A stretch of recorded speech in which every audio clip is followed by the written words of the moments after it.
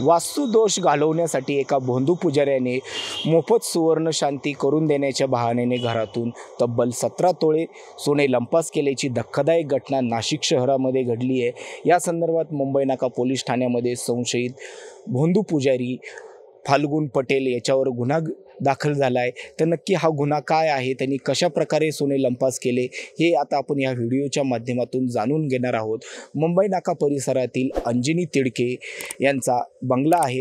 त्यांच्या मुलाचा डीजेचा व्यवसाय असून त्यांच्या जावयाचा फोटोग्राफीचा व्यवसाय आहे। संशयित फाल्गुन पटेल हा त्यांच्या जावयाकडे फोटो काढण्यासाठी नेहमी यायचा। त्यातून त्यांची फाल्गुन पटेल यांच्याशी अंजली तिडके यांची ओळख झाली। काही दिवसांनी अंजली तिडके यांच्या मुलीला तो बहीण मानू लागला।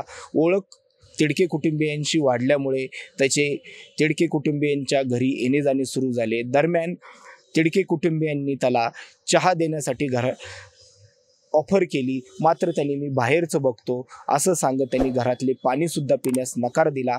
त्यावेळी त्याने तुमच्या घरामध्ये वास्तुदोष आहे, तो घालवण्यासाठी सुवर्ण शांती करावी लागेल, ही सुवर्ण शांती मी मोफत करून देईन। त्यानुसार तिडके कुटुंबियांनी त्याच्यावर विश्वास ठेवला।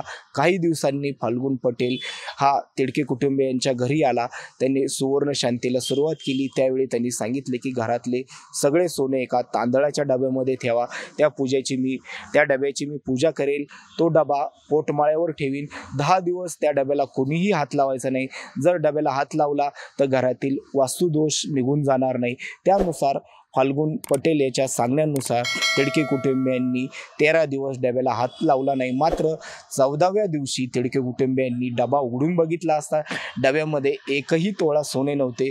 ते पाहून त्यांना धक्काच बसला। त्यांनी तात्काळ जावयाच्या मार्फत फाल्गुन पटेल याच्याशी संपर्क साधला। त्यावेळीच त्यांनी सांगितले की तांदळाच्या डब्यातील सोने मी काही घेतले नाही, मात्र जर तुमचे सोने गायब झाले असेल ते सोने परत मिळवून देण्यासाठी मी प्रयत्न करेल असे सांगून त्यांनी तब्बल 3 वर्षे घालवले।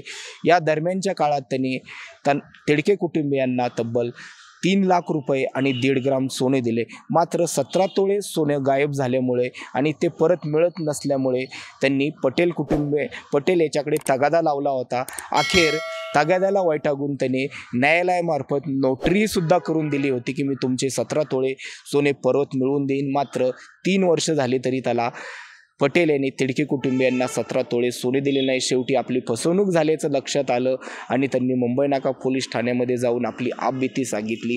त्यानुसार मुंबई नाका पोलिसांनी आता संशयित भोंदू पुजारी फाल्गुन पटेल याच्याविरुद्ध फसवणुकीचा गुन्हा दाखल केला आहे। आता या गुन्ह्यामध्ये आणखीन काय नवीन उघडकीस येत आहे, भोंदू पुजाऱ्याला आता पोलीस कधी अटक करताय हे आता पाहणे महत्त्वाचं ठरणार आहे। कॅमेरामन भाऊसाहेब पवारसह सुशांत किरवे, माय महानगर, नाशिक।